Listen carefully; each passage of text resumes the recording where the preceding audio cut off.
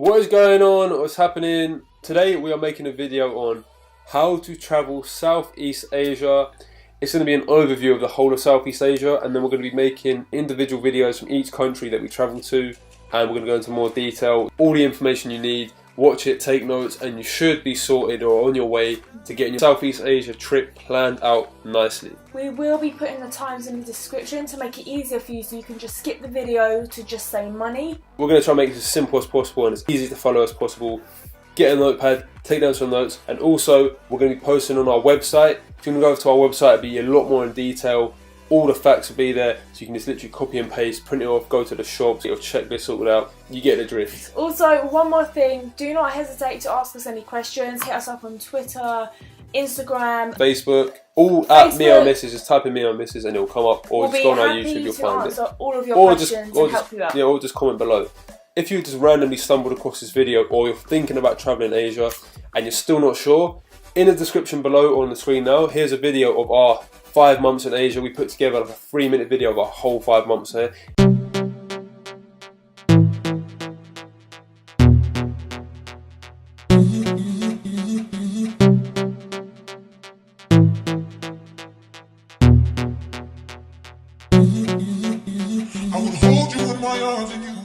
It will give you a bit of a better idea of exactly what goes down out there. And also, we filmed every single day when we was out there. We made daily videos, daily vlogs. So if you go onto our vlog channel, we'll put the link in the description as well. But you can see every single day we went out there, we filmed, and you can get a bit of a better understanding of what Asia is actually like. So the link's in the description for that as well. Okay, so let's get straight into it with the route that we done. So we took a flight from London to Bangkok. I think mostly all travellers will start their journey in Bangkok. We stayed around 4 days. I think that's a perfect time to get a feel of it and then move on.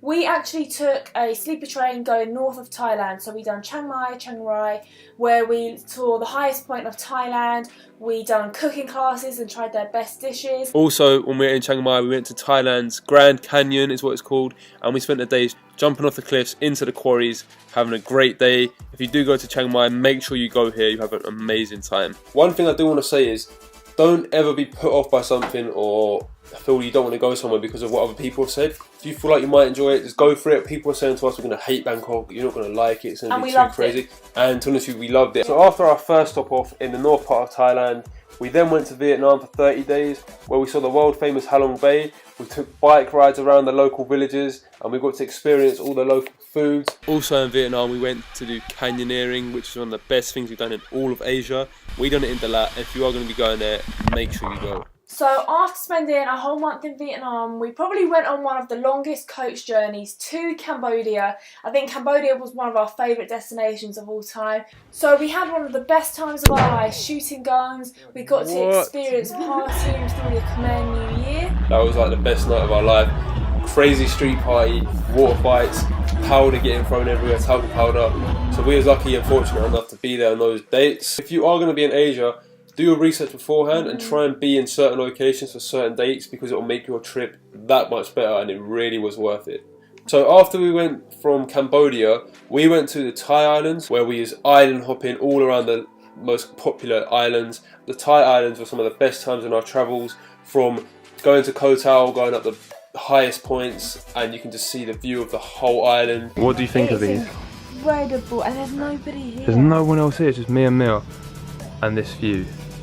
The sunny beaches, the sunsets. Every night we saw a sunset. Every single night. So if you want to go travelling, obviously you most likely will. Thai islands have to be done. So once we done the Thai islands, we did catch a flight to the Philippines. Unfortunately, we got sick actually throughout our whole time in the Philippines. Ill. However, it is really beautiful. From what we saw, beautiful places. The friendliest people in our travels were there. Amazing moped adventures. Don't be put off about the amount of flights you have to get. You can get really cheap flights. So yeah, not many travellers do the Philippines. That's why when we went there was hardly any tourists. But do it. And then to end our trip off, finally we did go to Indonesia, where we only went to 2 locations. However, a beautiful country, very different. Each country we went to was completely different. So make sure you go and see as much as you can. In Indonesia, we went to the monkey forest, where a whole forest full of monkeys. They were quite crazy though, they did try attacking us.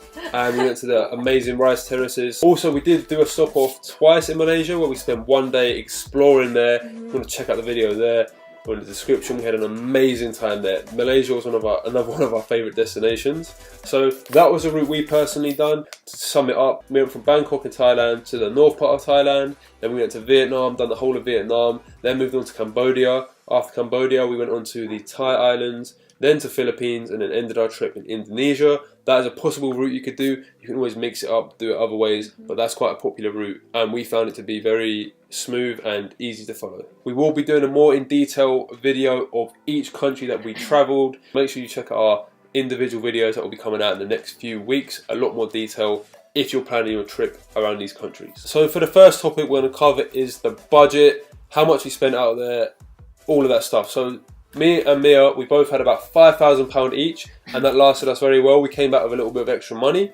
Every country is extremely cheap. Some countries do vary in prices though. For example, Cambodia was the most expensive, Vietnam was the cheapest.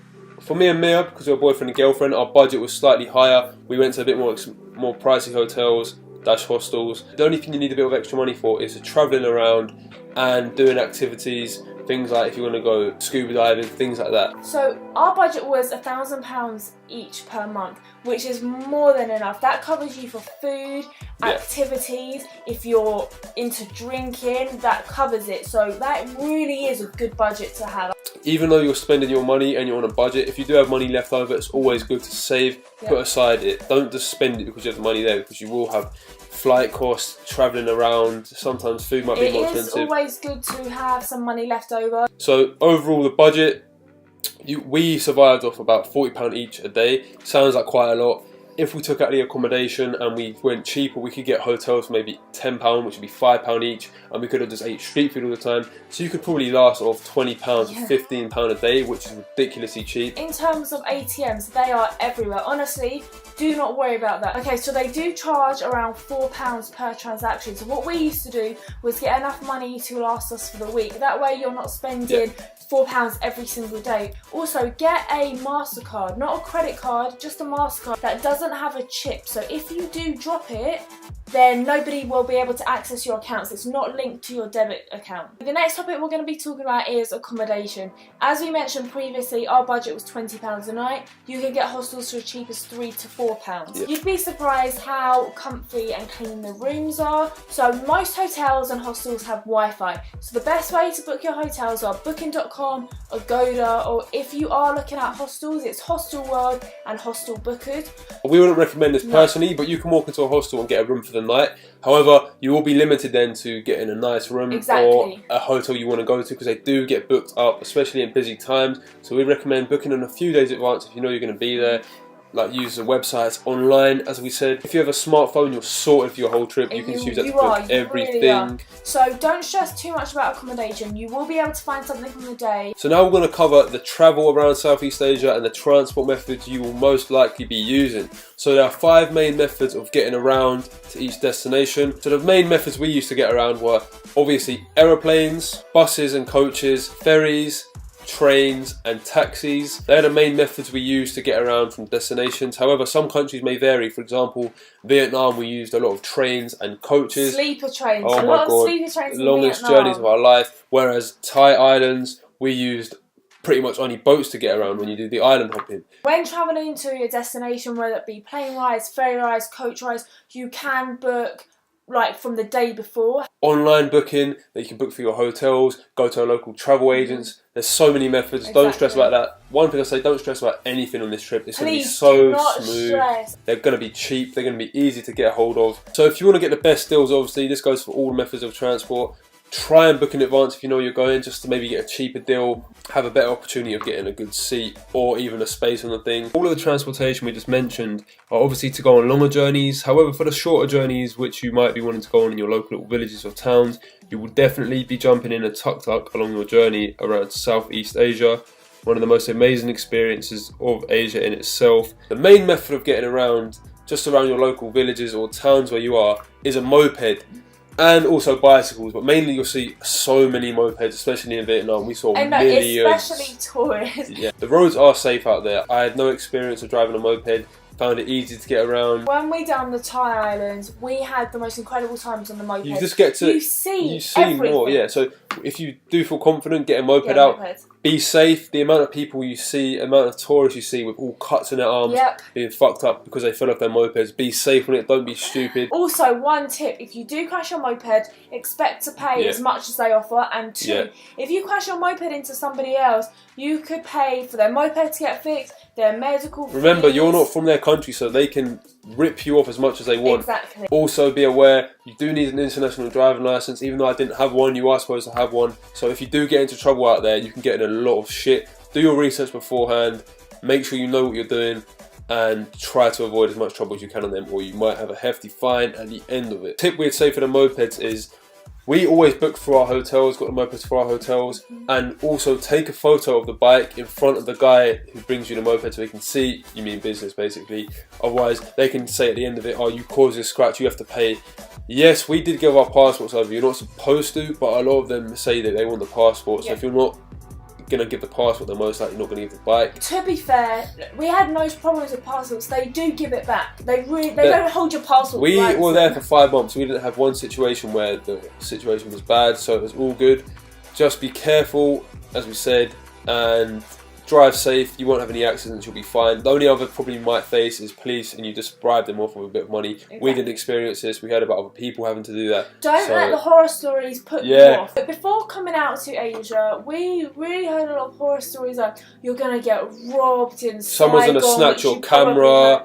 Yeah, you hear these horror stories. However, we was there for 5 months. We didn't experience any problems with our hotels or hostels. And we did bring a lot of electricals with us. Yeah, we bought a laptop, a MacBook laptop. We bought 2 GoPros, 2 Canon cameras. Before booking your hotel or hostel online, it will say if it has a safety deposit box. Most hotels do, and hostels, most of them, you will have shared safety deposit box. I'm not sure how it works. And even you have like lockers. As for walking around town, you know, just keep your camera. We used to film every single day with our camera. Exactly. We used to go around with our little Canon G7X, and we had no problems with that. We film like this all the time.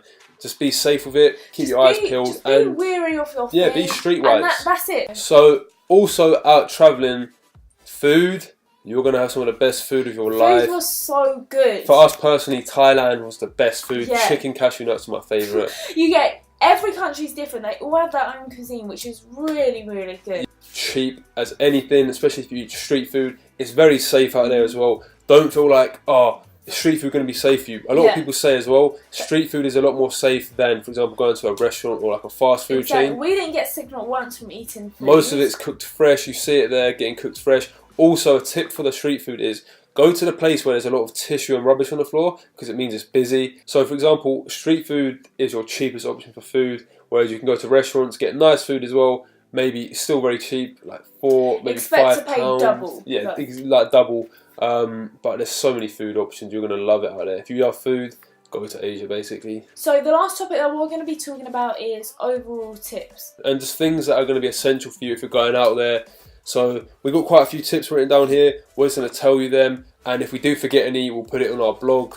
So the first tip is invest in good travel insurance. Okay, people are going to tell you all the time, but really do it. Yep. We lost a GoPro and we both actually felt really ill. So our medical fees were really high. Really high. They were around actually £400 medical fee. So it's a good job we did have travel insurance. Just to be safe, I'd say it's more of a risk not getting it than getting it. People say there's a lot of scams out there. Yeah, there's a few. For example, when we got off in Bangkok, we did get scammed by the taxi driver.